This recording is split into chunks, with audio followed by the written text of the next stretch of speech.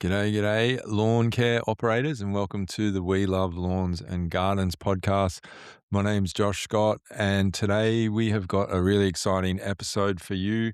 We're going to talk about what are you selling as a lawn care operator. So, what is it that you're actually selling within your business? But first of all, just a quick wrap up of my week. So today's Friday afternoon. We've just finished a full week of mowing. For those that don't know me yet, I'm the owner of the We Love Lawns and Gardens business. We do lawn mowing, gardening in the Camden area of New South Wales. We're also a business coach. And more recently, we're doing this podcast called the We Love Lawns and Gardens podcast. Just a quick shout out to everyone that's been tuning in. Numbers just keep increasing week on week on week. And we've got a little bit of a theory at the moment with what we're doing. We're looking to just improve one lawn care operator with one episode each time that we do a podcast. So if you're one of the people that have been reaching out, that you've learned something, giving us feedback, some suggestions, all that sort of stuff, we thank you.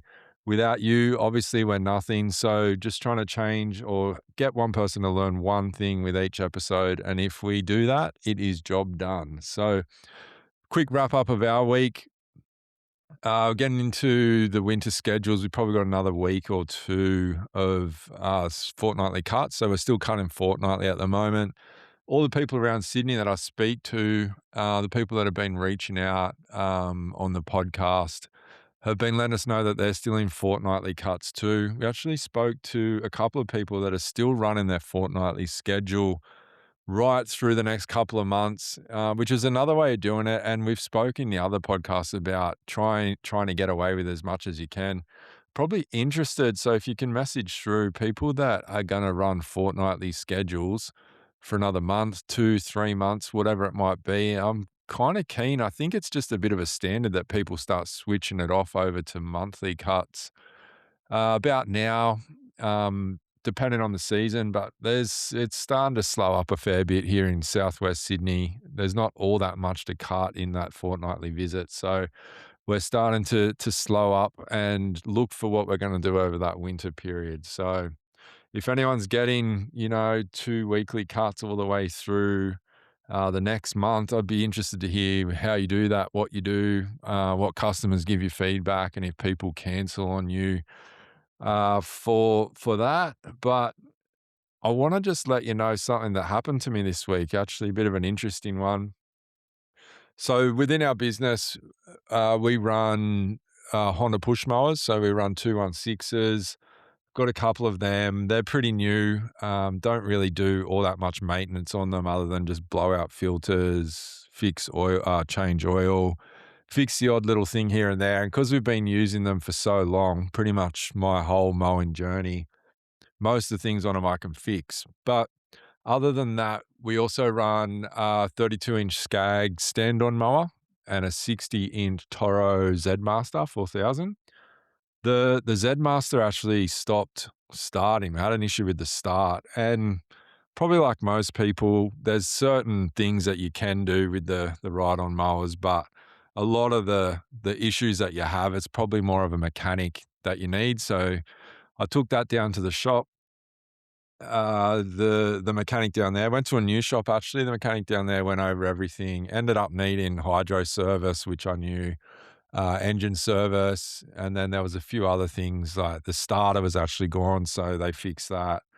Some new deck belts, pretty much a bit of everything really, and that bill came to just about 18. I think it was 1850. So yeah, I nearly fell over when I got that phone call, and then while it was there was pretty quick turnaround with the Toro. So I had a few days of push mowing, and I thought, as I was speaking to the guy, I might try and get the Skag in because that was due for a hydro service and a bit of a once over as well.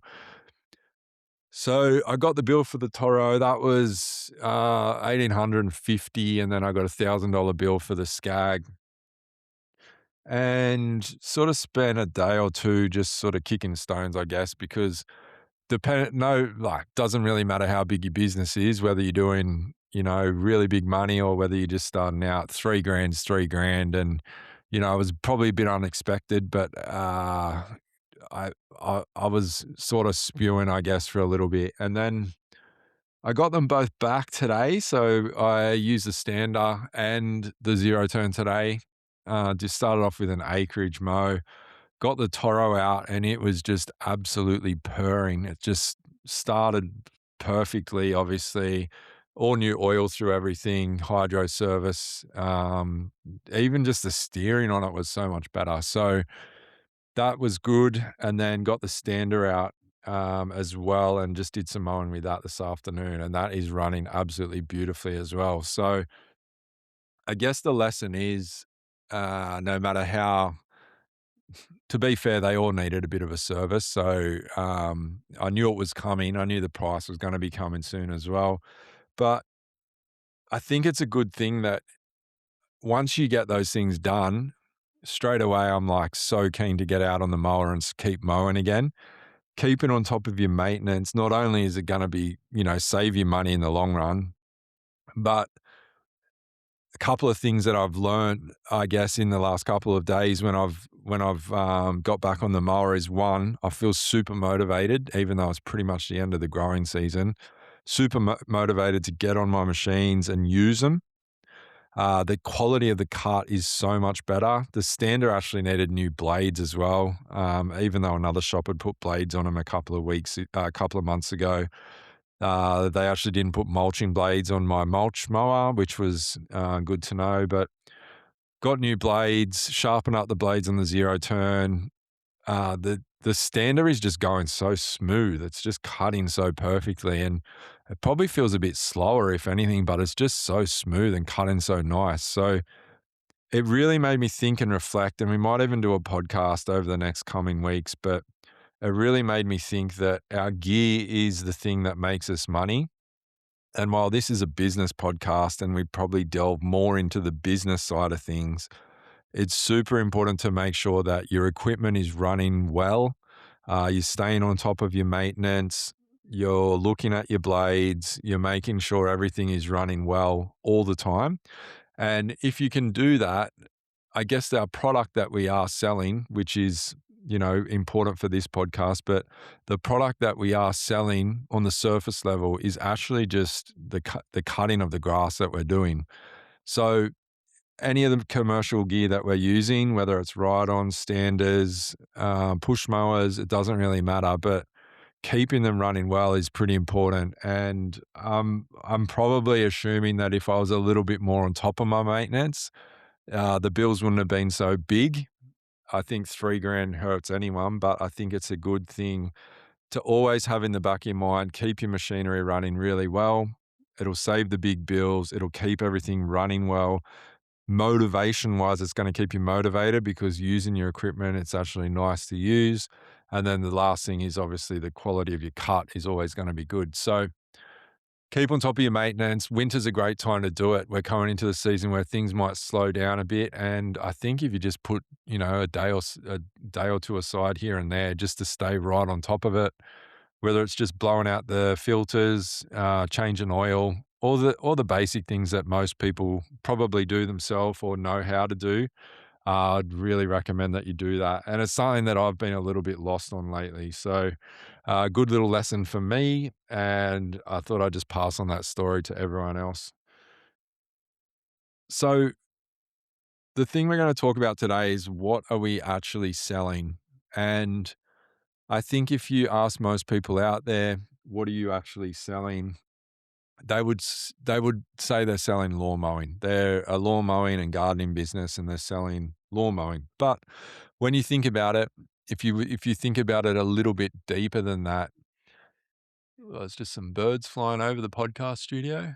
But if you think about it a little bit deeper than that, what the question actually is what makes you different from your competitors. So if there's like 20 lawn care guys in your town, I know in Camden where I live, it feels like there's more like 80, but what actually makes you different from the other guy around the corner, across the road, the guy that you're quoting against, the guy that you're in competition against?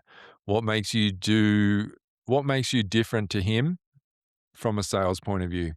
And whether you're selling a service or whether you're selling a product or whether you've got something that you're selling, whether it's real estate or whatever, it's important to know that any business that we're in, and lawn care is one of those businesses, what is it that we're selling?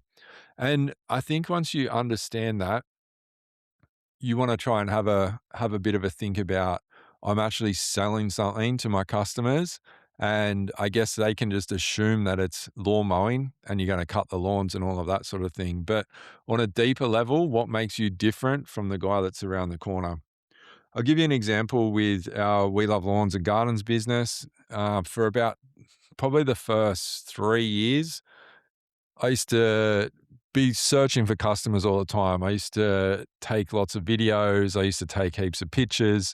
I'd put it on our social media. Anytime someone put anything on a community page on Facebook, I'd respond. I'd send pictures to them, do the whole sales thing with these customers. And it helped us at the time to grow really quick.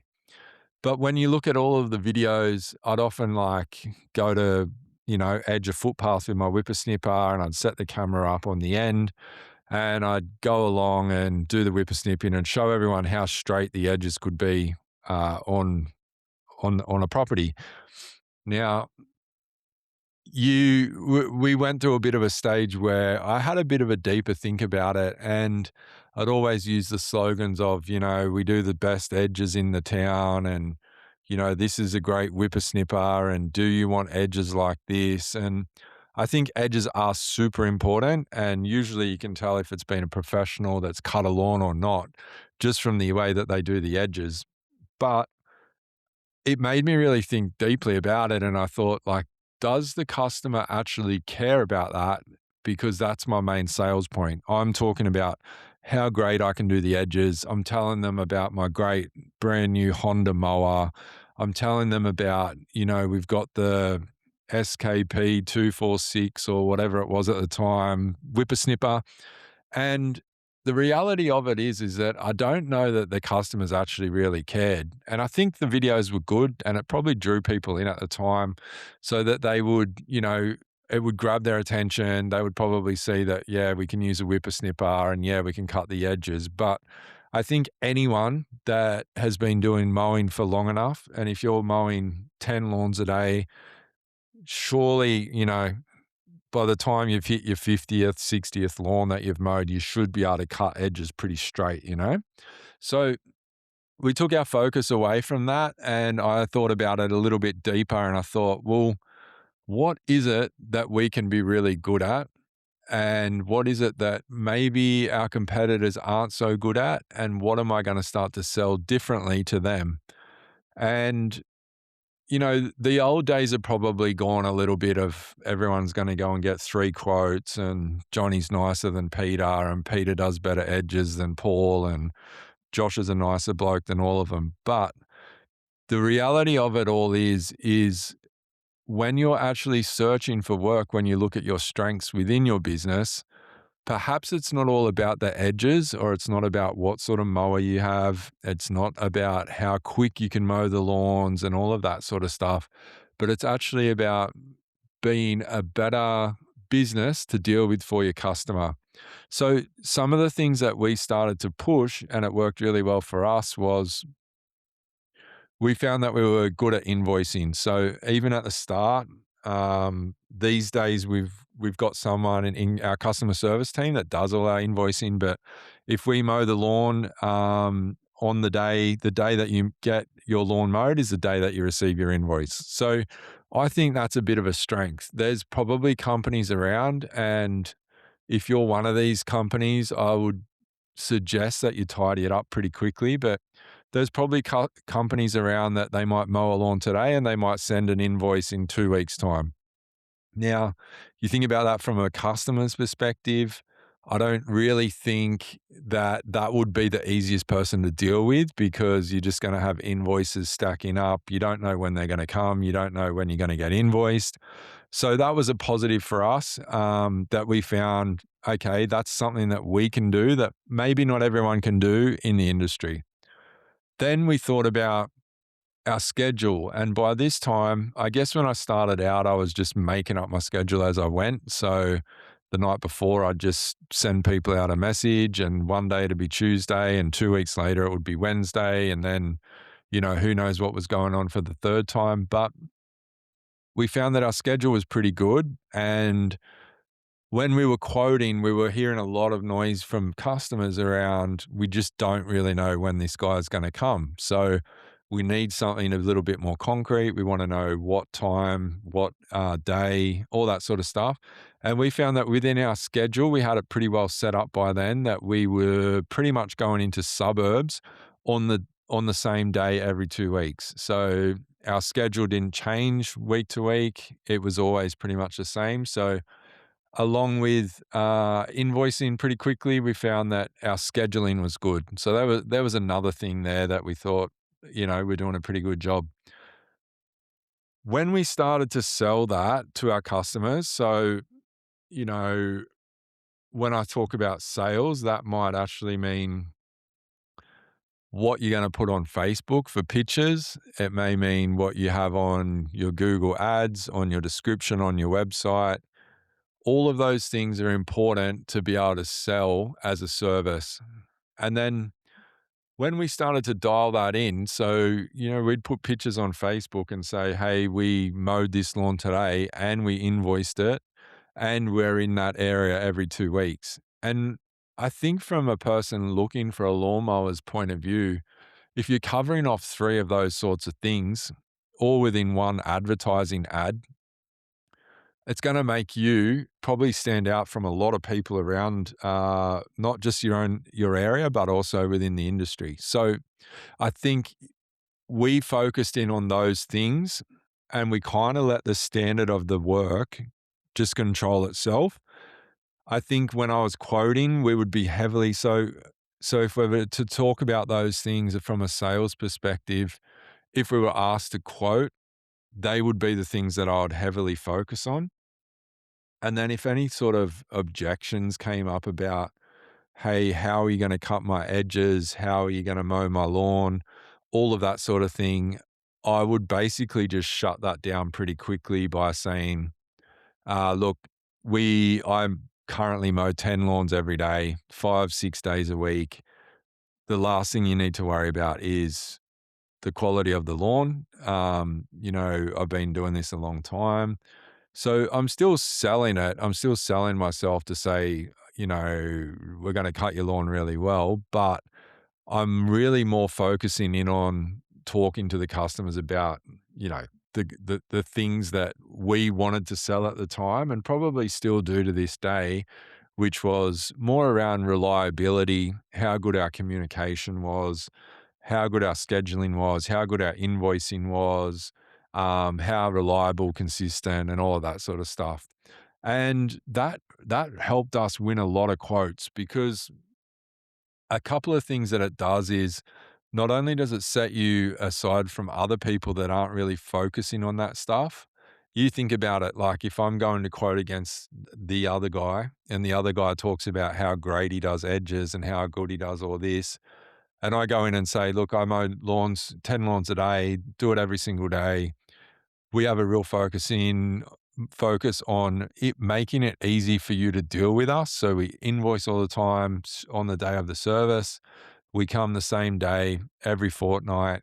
If there's any changes to our schedule, we will let you know by giving you a call or sending you a text. But generally, unless it's raining and raining a lot, we might miss a day, but we will always catch up the next day that we can. And if that happens, we'll let you know. So all these things that your customer may be wondering about, you're actually selling them as a strength. So if we say, what are you selling? It might be something along the lines of, we're a lawn mowing business that is super reliable. We send our invoices on the day of the service. We come the same day every 2 weeks while we're in your area. And we've got all the commercial equipment to do a good job of your lawn. Straight away, it sounds so much better than saying, hey, I'm a lawnmower guy. That's $60. we can next do it next Wednesday or whatever people say. I don't really know, but it's important to get a good idea of that. So I did a post on Instagram yesterday, and it was basically around if you were trying to sell your business. So if you're selling it on Shark Tank or trying to sell it to someone else, what things would you say to try and sell it? Now, the bad answer, if you haven't seen it, would be I'm a lawn mowing business and we mow heaps of lawns and we do really good.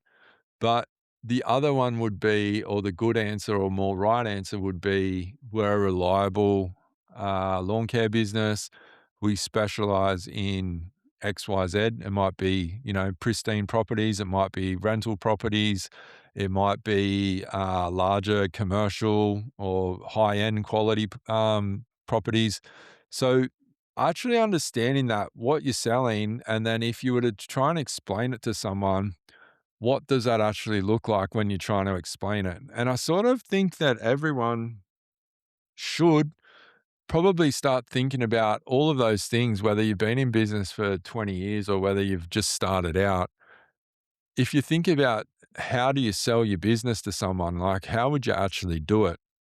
And I remember my business coach from many years ago, one of my mentors, he said to me, you got to set your business up as if you're going to sell it. And at the time, I can kind of remember thinking, like, I'm never going to sell my business. Like, why would I think that? It actually scared me to think it because I'd poured so much of my heart and soul into it. But if you think, you know, businesses that are getting ready for sale, the business owner knows exactly what they do. They know what they're selling. They know who their ideal customer is. They know if they're making profit. So if you can get it to that stage where you know all those things, even if you're not going to actually sell your business, it helps you get a really good understanding of all the things within your business, what your customers look like, and how much profit you're making, and then also what is it that you sell. So the next thing about, I guess, what you sell, trying to understand all of that sort of thing is once you understand what you're selling, it helps you understand who you're actually marketing to. And I give you an example. If you're a company that, is similar to We Love Lawns and Gardens, you want to do high end properties, you want to give them a complete lawn care package, you can look after the weeds within their lawn, you can do any gardening, you've got all the equipment to do pretty much any job. Your all your advertising when you're trying to sell it, so website, Facebook, all that sort of thing, would be really trying to dial into those types of people that own those properties in those areas. The other side of it, and we've been these people before as well within We Love Lawns and Gardens, where we used to just like smash out as many lawns as we could. It didn't really matter who the customer was, we would take them on and just get in and mow all the time. But the other side of the quality side of it might be somewhere like we specialize in doing rental properties. So our ideal customer is anyone within the, say, Camden, which is where I live, Camden area, that has a rental property. And, you're still always going to do a good job, but maybe the standard's a little bit different. Maybe you're not fertilizing. But when you're doing your letterbox drops, whether you're doing your websites, it's all showing you doing pictures of houses that are either high end or they all look like rentals, or your flyers might have more pictures of rentals because when you're advertising, you're trying to speak to who your ideal customer is. Now, if you're not selling, a great invoicing standard, or if you're not selling, um, a reliable schedule, your selling might be to real estate agents. You might say, okay, well, I'm selling a service that can get in there and clean up rental properties, or we can do end of the final inspection mows for real estate agents. So if you know that when you're actually selling that or what you're selling, when you know that, you can sell to real estate agents or you can sell to property managers or whatever it might be. And I think the beauty of the industry is that everyone's different. Everyone has different interests. Some people like doing prestige stuff, some people don't. It doesn't really matter. But I guess that's what kind of makes the industry so good is that there's a bit of a niche for everyone that wants to work within it. And there's a bit of a niche for every sort of little facet of it, whether it's sort of get in and wham bam, quick mow jobs, whether it's get in and use cylinder mowers, whether it's get in and use big ride-on mowers. Like there's something in there for everyone. So knowing what you're selling, if you can't sort of see it by now, is super, super important as far as not only marketing goes, but when you're selling to customers and also when you're just explaining your business in general to people. And I think, once you understand who your customer is, what they look like, how they can help you out, and how your marketing looks for all of those customers, it just makes the job so much easier. With the We Love Lawns and Gardens business, once we worked this out, we worked out exactly what our customer looked like. We worked out what we were actually selling, what we were good at. We pretty much went through a bit of a rebrand where we changed all of our website stuff. We changed all our social media. Anything that we took from now on was always on, really nice properties because that was the person that we were trying to target. So don't just look at yourself as an overall lawnmower guy who takes on anything. Work on, what exactly you're selling within your business. The final thing is once you work all of that out, you can very easily become very skilled within that little niche within the industry. So if you're just doing all big properties, you become better and more skillful at doing it, more confident with doing that sort of work, and you become a bit of a specialist for all of that sort of work within your town or your suburb. Some people will just do things like gardening. The more gardening jobs, the more cleanups you do, the quicker you get at them, the better you get at quoting them, the better you get at, doing big hedges or big hedge reductions and stuff like that. So while that's something that we all want to hold, I guess, in our little skill set bag, it's also something that if you really niche down into it, when you understand who your customer is and what you're trying to do, you get quicker and better and more confident and skilled at doing all of that. So I think that's another positive that if you are a person at the moment that just takes on any job you can, um, you might do a bit of ride-on work, you might do a bit of residential, you might do a bit of garden cleanups. Once you sort of understand all that and you start to target people, you'll understand that they will all start to come out of the woodwork and you'll start getting more of those types of jobs, which will then help you put more of those types of jobs on your social media, which will then help you get more confident when you're quoting those sorts of jobs. And then all of a sudden, the homeowner that wants you to do those jobs is going to expect when you come over that you're confident, you know what you're doing, and you're going to just give off that aura to people that you really know exactly what you're doing for that type of work. So there's so many positives in actually understanding who your customer is, what you're selling, and what that actually looks like. So to wrap it all up, I want everyone to go through a bit of a process just as they're working now, or, if you're when you get home, you can sort of think about it and go through, just write it down on a page and go, okay, what is it that I sell? And whether you've been in business, for 2 months or 20 years, try and work out exactly what it is you sell. It's not just lawn mowing, it's a lawn mowing service that has a good admin service, that has a good customer service with it. It might be a, person that specializes in doing rental properties last minute. Whatever your niche actually is, whatever you enjoy doing or what you're good at now, think that that is what you sell. The second step as a tip is go through your social media, go through your website, have a bit of a look and make sure that what you're actually selling is a mirror image of your social media. So if there's eastern suburbs of Sydney, Double Bay, Vaucluse, all those nice areas. If you're targeting work in there and all of your website has got pictures of you mowing knee-high grass or, doing big garden cleanups and stuff like that, you think the person with the $6 million property is going to actually give you a call to come around and work on their house? Like, it's not going to happen. So make sure that your website and your socials actually reflect what it is you're selling. And then the third thing with it all, from another tip perspective, is work out what your ideal customer is. So when you think about all of your customers that you have on the books currently, who is that person that comes to mind straight away and makes you think, I would love to do that place? I love doing their place. It might be that they have a really nice grass. It might be that they're nice people. They might be in a nice area. There's always that one person that comes to mind when you're trying to think of it. So think about who that is. And once you write their name down, so write down, on your page, John Smith, what is it about John Smith's job that you like doing?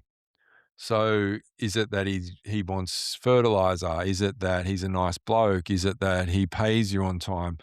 Go through all of those things, and then that becomes your customer that you're chasing. So that's your ideal customer right there. Then you got to ask yourself, if you had like 50 of those ideal customers, how much easier would your life be? So work out your ideal customer, and then we want to plug everything into it that we can to actually keep getting more of those customers.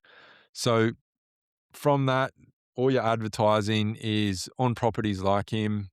And then if you run that exercise, it'll give you so much more clarity around, what exactly you're doing, who you are, who your business is, who you're selling to, what you're selling. And you watch, it'll make your quoting process so much better. You'll be able to quote with a lot more confidence, especially when you're going to the jobs that you really want to get. And overall, it'll give your business a direction around, what sort of work you want to do and what sort of jobs you really like doing. I used the example before of, if you're selling it to your business to Shark Tank. So write all those things down on a bit of paper and then run that exercise again. You want to know, okay, you're up there, you're on stage, you're trying to sell your business, say it's We Love Lawns and Gardens. Now I can actually explain it to the sharks or the buyers or whatever they're called.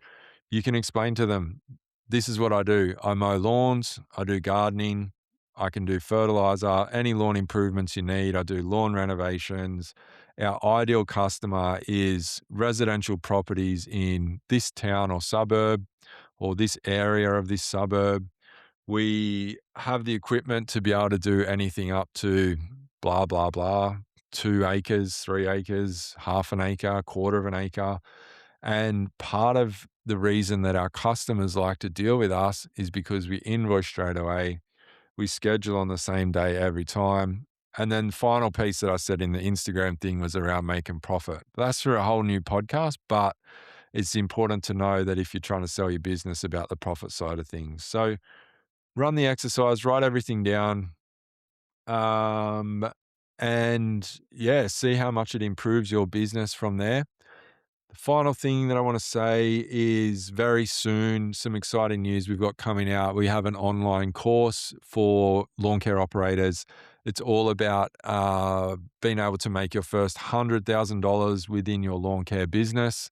That is coming very soon. It's only probably about 2 weeks, 3 weeks away. We're going to obviously announce it once it's all ready for sale on the podcast, but you'll also see it on our Instagram page, which is Joshua Scott Coaching.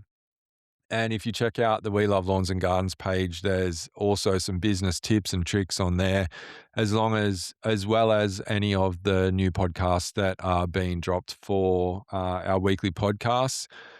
If you haven't heard the previous episodes, we also do business coaching. So we are working out in the field as lawn care operators, but also the busier we get with our coaching, we're mowing less and less.